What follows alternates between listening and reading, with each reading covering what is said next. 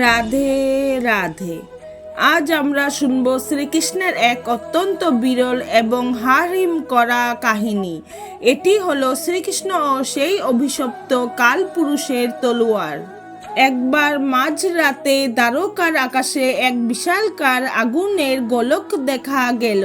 সেটি সরাসরি গিয়ে পড়ল সমুদ্রের তীরের এক নির্জন পাহাড়ে। পাহাড়টি চুরমার হয়ে সেখান থেকে বেরিয়ে এলো এক অদ্ভুত সত্তা, যার নাম ছিল কালপুরুষ। সে কোনো দেবতা বা দানব ছিল না, সে ছিল সময়ের এক অভিশপ্ত প্রহরী। তার হাতে ছিল এক বিশাল কালো তলোয়ার, যা থেকে সব সময় কালো ধোঁয়া বের হচ্ছিল।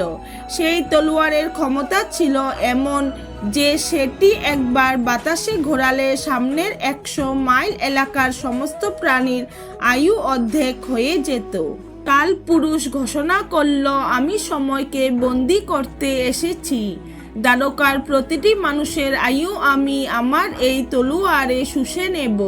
দ্বারকার শক্তিশালী সেনারা তার সামনে যেতেই বিদ্ধ হয়ে মাটিতে লুটিয়ে পড়তে লাগলো। বীর বলরাম তার লাঙ্গল নিয়ে তাকে বাধা দিতে গেলেন, কিন্তু সেই মায়াবী তলোয়ারের স্পর্শে বলরামের শক্তিও ক্ষয়ে যেতে শুরু করলো। কারণ সময়ের বিরুদ্ধে লড়াই করা কোনো সাধারণ বীরের কাজ নয়।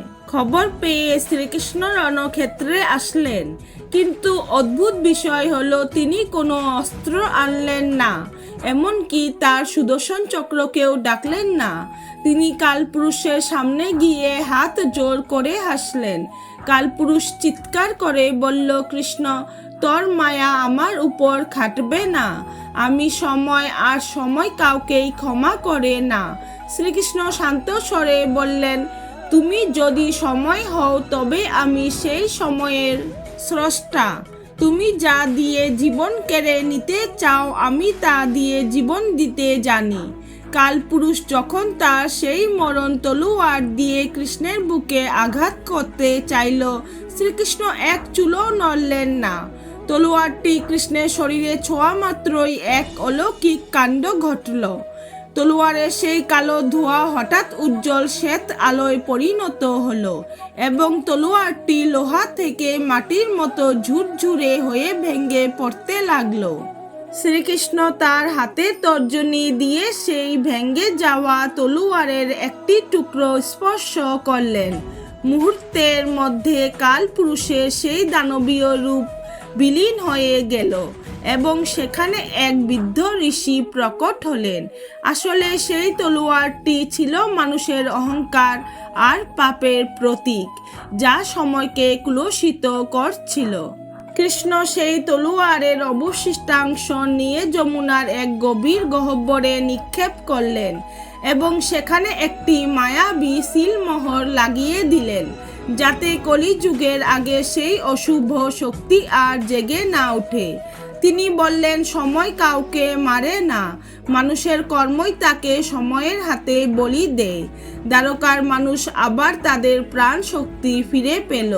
কৃষ্ণ সবাইকে শিখিয়ে দিলেন যে আমরা যতই শক্তিশালী হই না কেন, সময়ের সামনে আমরা সবাই নগণ্য।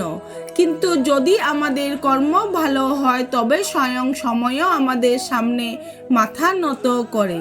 এই কাহিনীটি আমাদের গভীর একটি সত্য শেখায়।